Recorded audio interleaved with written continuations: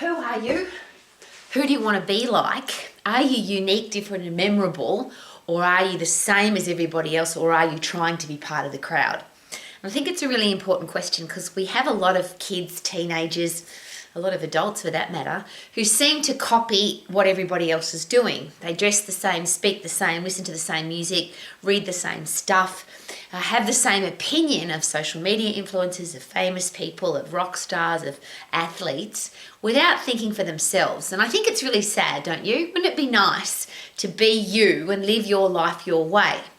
Which is ironic. I'm wearing my husband's World Championship jacket. I'm in my husband's office and there's trophies and medals and certificates of World Championship achievement everywhere. But they're not mine, they're his. He achieved them.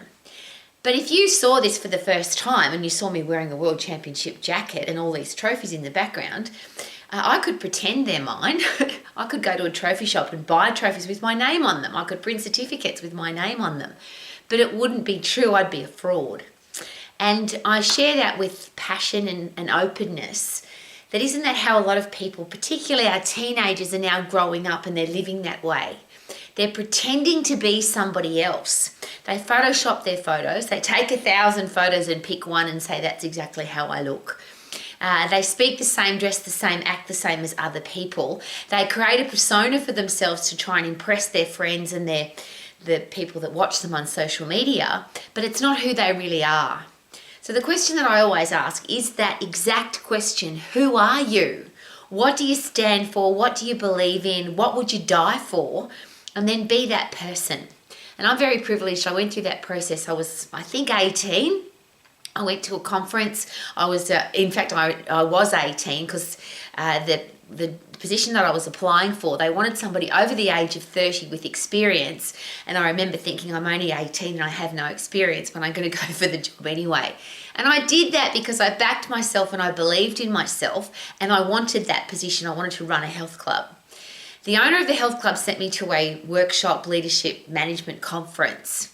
And I thought I was going to learn how to run a gym. But the whole process was all about who are you, what do you stand for, what do you believe in? And the first exercise we had to do was pick 5 words to describe yourself as a person. Who do you want to be? What do you want your reputation to be? And interestingly, it was a very simple experience process for me.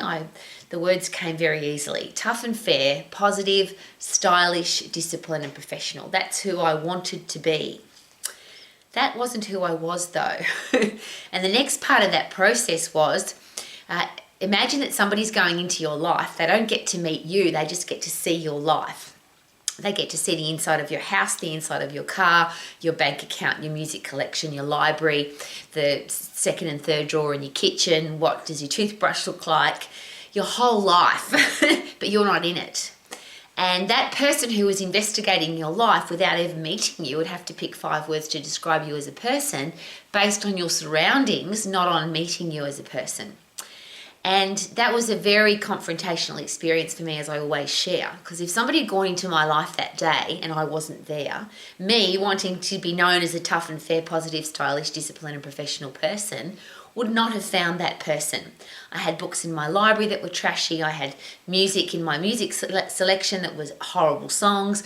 I had green cordial and rotten bananas in my fridge, which is not conducive of a professional, disciplined woman. I was living a lie. And it was a really great experience to go through at 18 because who I wanted to be and the person I was, were 2 different people. But that's where the process becomes easy because once you decide who you are and who you want to be known as and what you want your reputation to be, so for me, tough and fair, positive, stylish, disciplined and professional, the third part of that process was very simple. Be that person. Everything you do, the way you dress, the way you speak, the way you keep your house, the way you keep your car, the way you treat other people, the books that you read, the music that you listen to, everything revolves around whatever words you decide. Well, for me, it was tough and fair, positive, stylish, disciplined and professional. And I'm sharing that with you because I get accused on a regular basis of being very happy. Rowie, you can't be happy all the time. But is it possible that if you are living the person that you want to be, that you want your reputation to be, and that you actually are, that you can be happy? So the way you act, what you say, the way you treat other people, the way you think, are all the same, then you're not pretending to be anybody. You are who you are. So you don't have trophies on the shelf that you didn't earn, because that's not who you are unless you want to be known as a fraudster. Now, the really interesting thing is I've never met anybody, and I ask everybody that same question, who are you, and pick 5 words to describe you as a person, and then be that person. To me, that's a very simple process.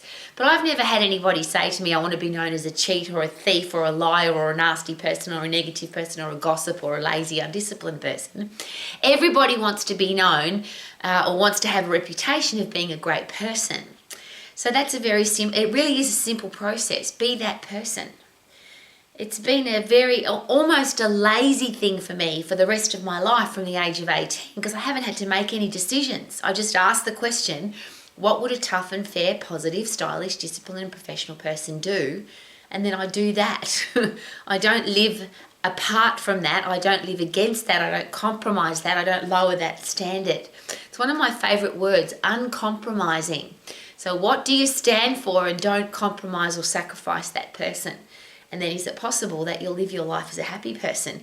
Whether you've got trophies on the wall or not, whether you've got world championship medals to share with the world, whether you've got money or a beautiful home, or it doesn't matter what's going on in your life, is it possible that if you like who you are, because you are living that person every day, that it's going to be very easy to live your life to the max. Super duper doo, how are you? Living my life to the max. And check out my husband's stuff. It's amazing. Woohoo!